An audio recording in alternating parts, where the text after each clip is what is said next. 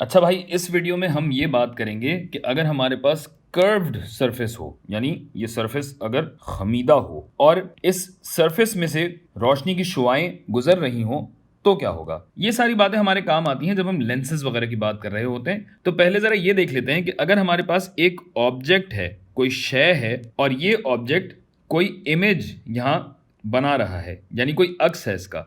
आप मिसाल के तौर पे अगर यहां से इस कर्व सरफेस के जरिए आप यहां किसी चीज को देखना चाहते हैं तो कैसा इमेज आपको नजर आएगा, ये चीज हम इस वीडियो में देखेंगे। तो सबसे पहले तो लेते हैं भाई एक अदद ऑब्जेक्ट शय, और इसको हम कह देते हैं कि ये ओ पे पाया जाता है ऑब्जेक्ट। अब इस शय से क्या हो रहा है कि कुछ शुआएं निकल रही हैं। एक शुआ तो सीधी सीधी यहां तक आ रही है, और ये सी जो आपको नजर आ रहा है ये इस कर्व्ड सरफेस का, इस खम का मरकज है, और P इस खम पे पाया जाने वाला एक अदद पॉइंट है। तो एक शुआ तो सीधी सीधी पॉइंट P से होती हुई इस मरकज पे मिल रही होगी। और आप जानते हैं कि इस कर्व की अगर हम बात करें तो कर्व पे जो भी पॉइंट है इसका सेंटर से फासला परपेंडिकुलर डिस्टेंस होता है। किस तरह भाई, कि अगर मिसाल के तौर पे मैं ये पॉइंट लूं तो इस पॉइंट का मरकज से फासला इस दायरे पे परपेंडिकुलर होगा। ये बात आप पहले से जानते हैं। ये मैं बता क्यों रहा हूं, क्योंकि कोई ना कोई पॉइंट होगा जहां से ये दूसरी शुआ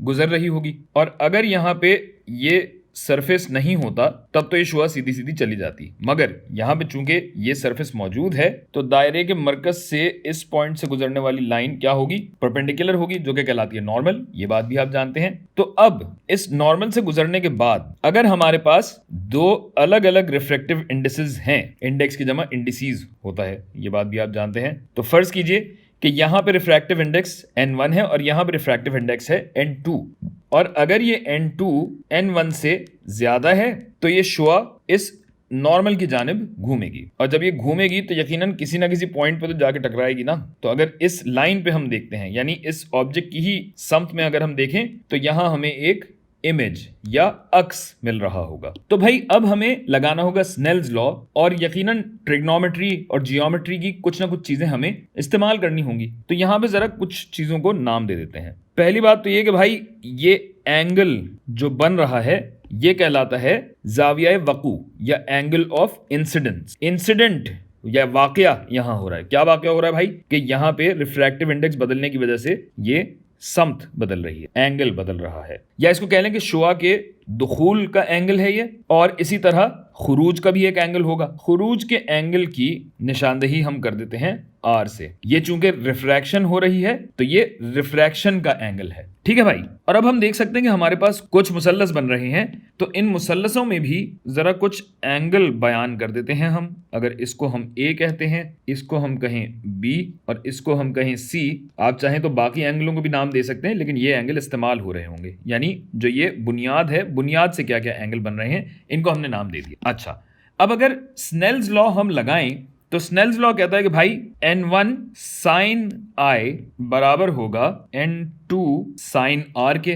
तो जो ये फासला, इस पॉइंट को अगर मैं कह दूं m, तो ये फासला mp अगर छोटे से छोटा होता चला जाए, यानी आपका एंगल ऑफ इंसिडेंस अगर कम से कम होता चला जाए, इतना छोटा होता चला जाए कि हमें ये बिल्कुल एक सीधी लकीर या सीधा खत नजर आने लगे, तो यहां पे स्मॉल एंगल अप्रोक्सीमेशन हम लगा सकेंगे। तो चलिए हम इतने ही छोटे एंगल के लिए काम करते हैं और स्मॉल एंगल अप्रोक्सीमेशन लगाते हैं, जो कि हमें यह कहती है कि भाई अगर आपने अप्रोक्सीमेशन लगाई तो साइन आई इस एंगल के ही बराबर हो जाता है। ये सब बातें आप रियाजी से जानते हैं, नहीं जानते तो इसके बारे में कुछ जाके वीडियोस देखिए। जाहिर है सारी चीजें यहां तो नहीं कर सकते ना भाई। तो n2 और साइन r बराबर हो जाएगा r के। ठीक है भाई।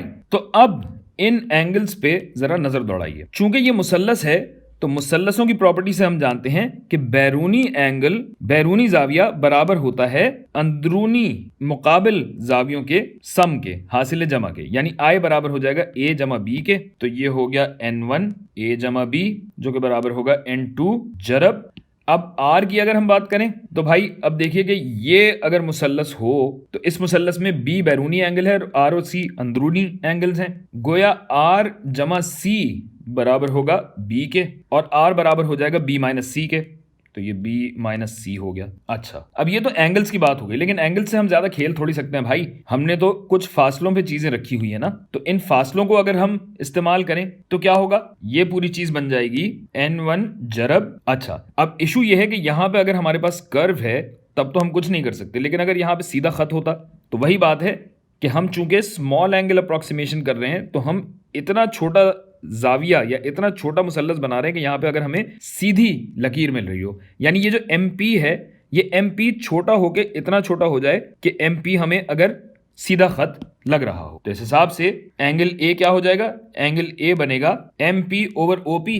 तो भाई अगर स्मॉल एंगल अप्रोक्सीमेशन हम लगाएंगे तो एंगल ए बराबर हो जाएगा tan ए के, और tan ए क्या है, tan ए बराबर है एम पी बटा ओ पी के। तो ये हो गया एम पी बटा ओ पी जमा एंगल बी इसी तरह क्या हो जाएगा tan बी के बराबर, जो कि हो जाएगा एम पी बटा पी सी के, और ये बराबर होगा n2 जरब क्या है भाई, b हमने अभी निकाला एम पी बटा पी सी, एम पी बटा P C minus angle c क्या बनेगा भाई, वही tan वगैरह लगा के ये हो जाएगा हमारा एम पी बटा ये फासला पी आई। अब चूंकि एम पी यहां पे मुश्तरिक है तो ये कॉमन ले लिया जाएगा या दोनों तरफ से कैंसिल आउट हो जाएगा। और अब अगर हम कहें कि भाई चूंकि ये चीजें इस पी के इर्द गिर्द हो रही हैं तो पी के दाईं समत को हम मुस्बत ले लें और बाईं समत को हम मनफी ले लें, मुस्बत और मनफी।